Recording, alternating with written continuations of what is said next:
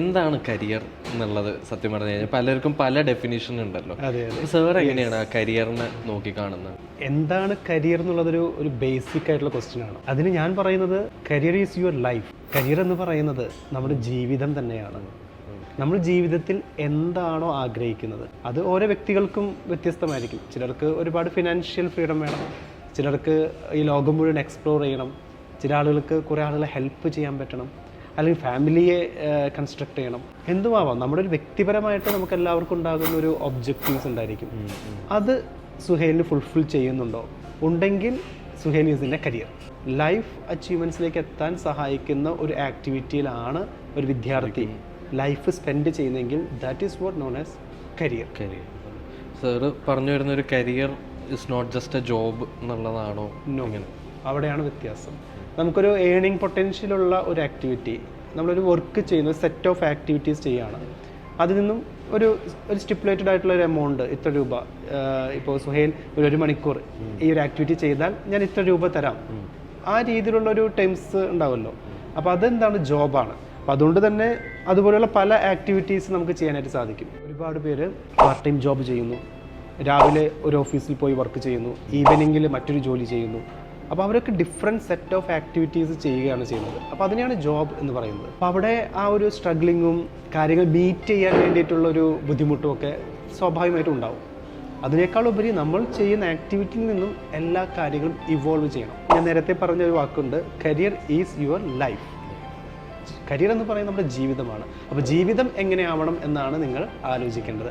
അതിനനുസരിച്ചുള്ള ഒരു അക്കാഡമിക്സ്, അതിനനുസരിച്ചുള്ള വിദ്യാഭ്യാസത്തിലേക്ക് നമ്മൾ പോകണം, അതിനനുസരിച്ചുള്ള കരിയർ എൻട്രി നമുക്ക് കിട്ടണം. ഫസ്റ്റ് എൻട്രി വളരെ പ്രധാനപ്പെട്ടതാണ്. നിങ്ങൾ ആദ്യമായി ചെയ്യുന്ന ജോലി നിങ്ങളുടെ ലൈഫിനെ ഒരുപാട് ഇൻഫ്ലുവൻസ് ചെയ്യും. അപ്പോൾ ആദ്യമായി നിങ്ങൾക്ക് ലഭിക്കുന്ന ജോലി അത് നിങ്ങളുടെ ലൈഫ് എക്സ്പെക്റ്റേഷനെ എത്രത്തോളം മീറ്റ് ചെയ്യുന്നുള്ളത് നോക്കണം.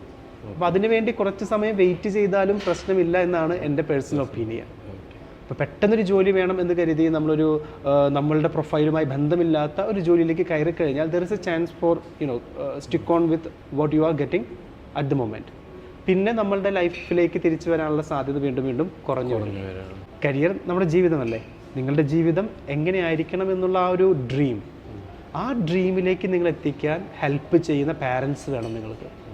ആ ഡ്രീമിലേക്ക് നിങ്ങളെ കണക്ട് ചെയ്യാൻ സാധിക്കുന്ന ഫ്രണ്ട് സർക്കിൾ ഉണ്ടായിരിക്കണം. ആ ഡ്രീമിലേക്ക് നിങ്ങളെ കണക്ട് ചെയ്യാൻ സാധിക്കുന്ന ടീച്ചേഴ്സ് ഉണ്ടാവണം. ആ ഡ്രീമിലേക്ക് നിങ്ങളെ കണക്ട് ചെയ്യാൻ സാധിക്കുന്ന ടോട്ടൽ ഇക്കോസിസ്റ്റം എങ്ങനെയായിരിക്കണം. പലപ്പോഴും കരിയർ കൗൺസിലിംഗ് എന്ന് പറയുമ്പോൾ വിചാരിക്കും, സൈക്കോളജിസ്റ്റ്, കൗൺസിലർ, അപ്പോൾ ഉപദേശിച്ച് നമ്മളെ പ്രതിരോധത്തിലാക്കുന്നതാണ് പലപ്പോഴും കുട്ടികളുടെ ഫസ്റ്റ് മൈൻഡ് വരുന്നത്. Actually I am not doing any counselling. ഞാൻ കൗൺസിലിംഗ് ഒന്നും ചെയ്യുന്നില്ല. എൻ്റെ അടുത്തൊരു കുട്ടി വന്നു കഴിഞ്ഞാൽ ഞാൻ ആദ്യം നോക്കുന്നത് ഈ പറയുന്ന അവൻ്റെ ഡ്രീം ഉണ്ടല്ലോ, അവൻ്റെ ലൈഫിൽ അവൻ എന്താണ് എക്സ്പെക്ട് ചെയ്യുന്നത്, അതെന്താണ് എന്ന് കണ്ടുപിടിക്കാനാണ് ഞാൻ അവനുമായിട്ട് സംസാരിക്കുക. ഞങ്ങൾ സംസാരിക്കുമ്പോൾ അവൻ ലാസ്റ്റ് പോയ ഹോട്ടലിൽ കഴിച്ച ഭക്ഷണത്തെക്കുറിച്ച് ഞാൻ ചിലപ്പോൾ ചോദിച്ചു എന്ന് വരും. അല്ലെങ്കിൽ അവൻ അതിന് പറയുന്ന മറുപടി എന്താണ്, ചിലപ്പോൾ പോകുന്ന വഴിയിൽ ട്രാഫിക് ജാം ഉണ്ടായി ചിലപ്പോൾ അവൻ സൂചിപ്പിച്ചിട്ടുണ്ടാവും. അപ്പോൾ ചിലപ്പോൾ ഞങ്ങളുടെ ഡിസ്കഷൻ ആ ലെവലിലേക്ക് പോകും. അപ്പോൾ ഇങ്ങനെ കാര്യങ്ങൾ നമ്മൾ പ്രോംപ്റ്റ് ചെയ്ത് ഈ രീതിയിൽ നാടൻ ഭാഷയിൽ പറഞ്ഞു കഴിഞ്ഞാൽ നമ്മൾ എന്ത് ചെയ്യുന്നു, കാര്യങ്ങളൊന്ന് ചൂണ്ടിയെടുക്കും. അപ്പോഴാണ് മനസ്സിലാവുക ഇവൻ്റെ ഒരു ലൈഫ് എക്സ്പെക്റ്റേഷൻ എന്താണ്, ഇവൻ്റെ ലൈഫിൽ എന്താണ് ആഗ്രഹിക്കുന്നത്. അപ്പോൾ ഞാൻ ഇങ്ങനെ ആലോചിക്കും, അതിനെ മീറ്റ് ചെയ്യാൻ സാധിക്കുന്ന ഏത് സെറ്റ് ഓഫ് കോഴ്സസ് ആണ്, ഏത് ക്ലസ്റ്ററാണ് ഇവന് സ്യൂട്ടബിൾ ആവുക എന്നുള്ളതാണ് ഞാൻ ആലോചിക്കുന്നത്. പതിയെ ഞാൻ എന്ത് ചെയ്യും, അവനെ ഈ പറയുന്ന ക്ലസ്റ്ററിലേക്ക് കൊണ്ടുവരും. എടാ, നിനക്ക് യാത്ര ചെയ്യണം, നിനക്ക് എക്സ്പീരിയൻസ് ചെയ്യണം, നിനക്ക് നീ പറയുന്നത് കുറേ കാര്യം കണ്ടുപിടിക്കണം എന്നല്ലേ പറയുന്നത്. There are A certain set of careers. അവിടെ നിനക്ക് നിൻ്റെ ഇമാജിനേഷൻസ് യൂസ് ചെയ്യാം, അവിടെ നിനക്ക് നിൻ്റെ ന്യൂമറിക്കൽ സ്കില്ല് യൂസ് ചെയ്യാൻ പറ്റും. യു ആർ വെരി ക്രിട്ടിക്കലി നല്ല തിങ്കിങ് കപ്പാസിറ്റി ഉള്ള ആളാണ് നീ. അതുമായി ബന്ധപ്പെട്ട സെറ്റ് ഓഫ് കോഴ്സസ് ഉണ്ട്. അപ്പോൾ സ്വാഭാവികമായിട്ടും കുട്ടി ആ കോഴ്സുകളിലേക്ക് അവൻ്റെ ശ്രദ്ധ തിരിക്കും. അവൻ അതിനെക്കുറിച്ച് കൂടുതൽ നമ്മളോട് ചോദിക്കും.